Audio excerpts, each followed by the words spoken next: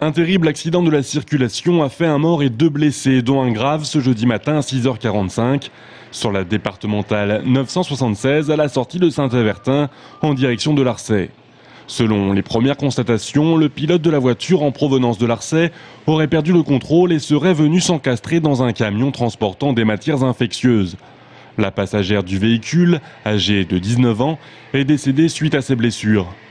Le pilote, gravement blessé, lui, a été transporté à l'hôpital Trousseau, tout comme le conducteur du camion, dont les blessures sont plus légères.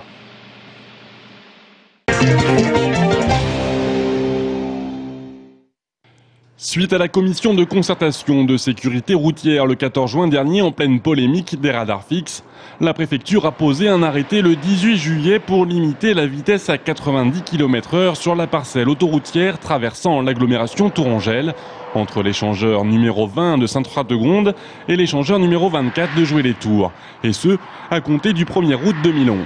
L'objectif, c'est de répondre à un triple impératif, c'est sécuriser au maximum l'A10 alors qu'on est en traversée urbaine. On n'est pas à l'abri d'un accident avec un camion polluant l'agglo, donc il faut absolument sécuriser cette traversée, ça c'est le premier point, donc là il y a un intérêt à agir. Et puis également réduire la pollution atmosphérique.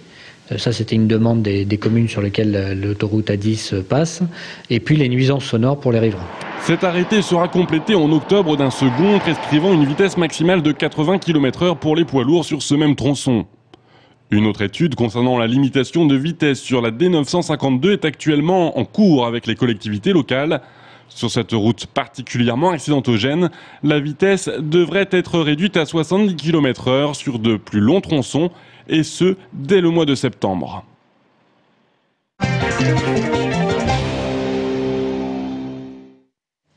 Salle Francis Poulenc à Amboise aujourd'hui. Au centre de la salle, 2 étranges individus, les maîtres en quelque sorte d'un jeu théâtralisé auquel participent une cinquantaine de jeunes Européens de 13 à 15 ans. Des œuvres pour rire. 10 points. Tous ont été candidats à l'élaboration de ce spectacle, un projet mené par la MJC locale. Au total, 5 nationalités représentées, l'Allemagne, l'Autriche, la Roumanie, l'Italie et la France, et forcément quelques problèmes de communication. Au début, c'était difficile, mais après, on était plus à l'aise. Et puis, quand on ne se comprend pas à cause de la langue, on utilise d'autres sens pour communiquer. Maintenant, on arrive à se faire comprendre avec des gestes où on parle un peu anglais, on apprend des mots, on apprend la culture des autres pays. Objectif pour la MJC d'Amboise, développer les relations interculturelles entre les jeunes Européens par le biais notamment des sens. Les 5 sens comme outil de communication, les 5 sens également au cœur du spectacle comme ici l'odorat. C'est la pizza aux champignons. C'est cette comédienne professionnelle qui est chargée d'orchestrer tout ce petit monde.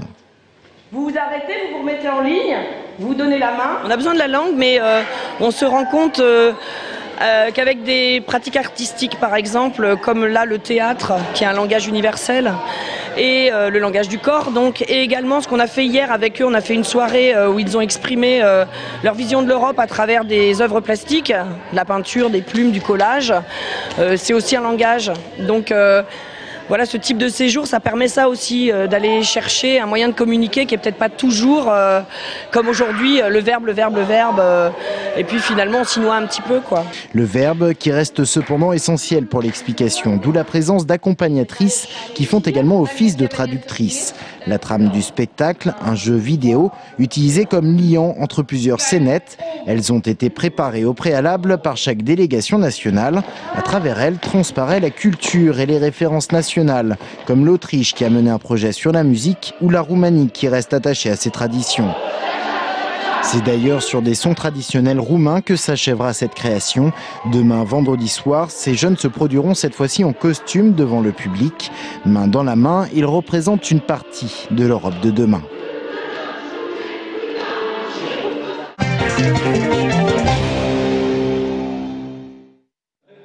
Le Tour FC attaque sa nouvelle saison en Ligue 2 avec à sa tête son nouvel entraîneur Peter Zedler. Vendredi prochain, les Tourangeaux recevront Angers pour le premier tour de la Coupe de la Ligue 2011. L'occasion pour l'entraîneur de voir comment se comporte son collectif en situation réelle. C'est ni un match de test, ni un match amical ou de préparation, c'est vraiment le premier match officiel. On sera peut-être pas à 100%, mais notre adversaire Angers non plus, comme ça c'est équilibré de nouveau et on a nos chances. Non, c'est important pour nous la coupe, on a la chance avec ces deux coupes, mais il vaut mieux commencer avec la première, avec la coupe de la Ligue. À noter toutefois, le mercato n'est pas encore terminé. Le club cherche notamment un milieu de terrain. Hier, un jeune joueur de Rouen était à l'essai. Mais le TFC n'est pas non plus à l'abri de voir des joueurs partir.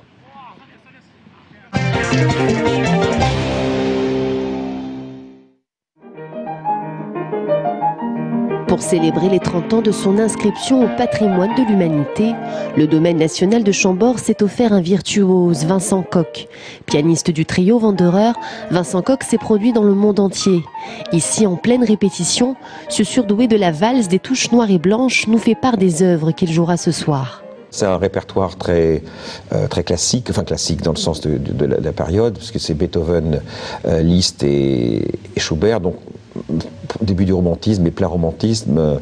Donc il y a un chef-d'œuvre très célèbre qui est le trio opus 99 de Schubert, une œuvre de Liszt qui est moins connue mais qui est très romantique, justement qui va très bien avec ce soir puisqu'il y a un orage en plein milieu, donc ça va bien avec le temps qu'il fait aujourd'hui, et un Beethoven de jeunesse qui est une œuvre pleine de fraîcheur et de gaieté, qui est très bien pour commencer le concert.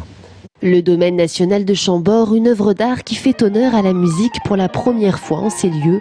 Une traversée musicale au fil des siècles qui raconte une histoire. Il y a une histoire de la musique ici, il y a une histoire de la Renaissance et de la musique. La Renaissance, c'est un moment de grande découverte de la musique.